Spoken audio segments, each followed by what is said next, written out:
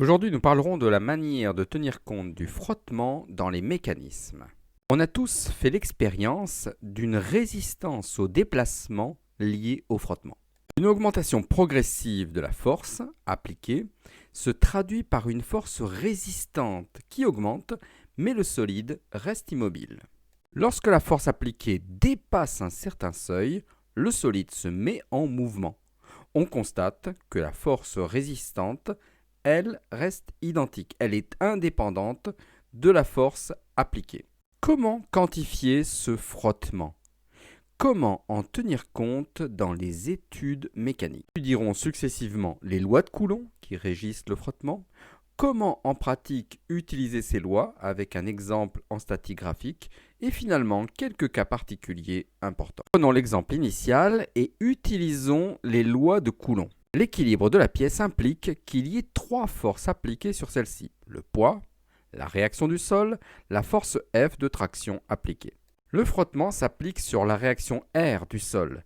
Les lois de Coulomb nous montrent qu'une force d'un solide 1 sur un solide 2 ne peut exister qu'à l'intérieur d'un cône appelé cône de frottement. Le cône est défini à partir de la définition du contact sans frottement, la perpendiculaire au plan de contact et d'autre part par un angle phi appelé angle de frottement. Phi définit le coefficient de frottement. Le frottement s'oppose au mouvement, cela nous permet de connaître la direction de la force de frottement. Si on se situe à la limite du glissement ou au glissement, la force sera sur le cône. Ainsi, pour une force normale initiale Rn, la valeur de la force tangentielle de frottement sera Rt est égal à F, le coefficient de frottement, multiplié par Rn. En pratique, comment résoudre un problème de statique avec frottement ? Prenons l'exemple de l'étude de l'équilibre d'un culbuteur. On a l'action d'un ressort sur une soupape qui est connue, une liaison pivot avec un effort inconnu et un contact ponctuel sur la came. On considère que le frottement est uniquement sur la came. On débute l'étude comme un problème de statique classique, avec le bilan des actions mécaniques extérieures. On ajoute le cône de frottement aux endroits où le frottement apparaît. Petite astuce pour le tracé du cône, si on veut éviter de passer par l'angle phi et le rapporteur. Si on prend une distance L et une distance D égale au coefficient de frottement multiplié par L, ces deux dimensions, L et D, permettent de tracer l'angle phi du cône. On détermine le sens du mouvement relatif et ensuite le côté du cône concerné. Comme nous sommes au glissement, la force sera sur le cône.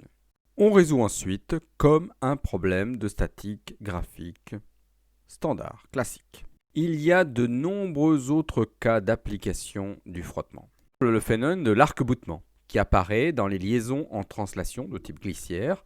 L'arc-boutement apparaît si la force d'appui est au-delà d'une zone limite définie par le croisement des lignes issues des cônes. Les liaisons vis-écrou. Deux formules suivant le cas étudié, soit la force axiale est dans le sens du mouvement ou opposée au sens du mouvement. La condition d'irréversibilité est également importante.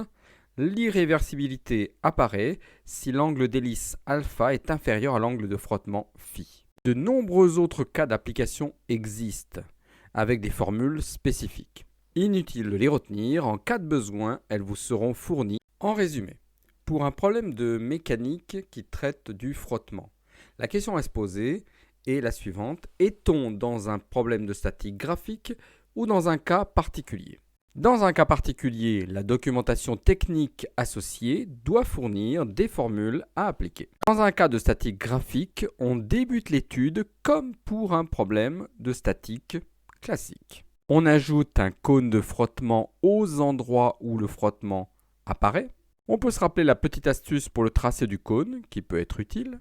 On détermine le sens du mouvement relatif, puis le côté du cône opposé à ce sens de mouvement. On résout enfin comme un problème de statique graphique standard.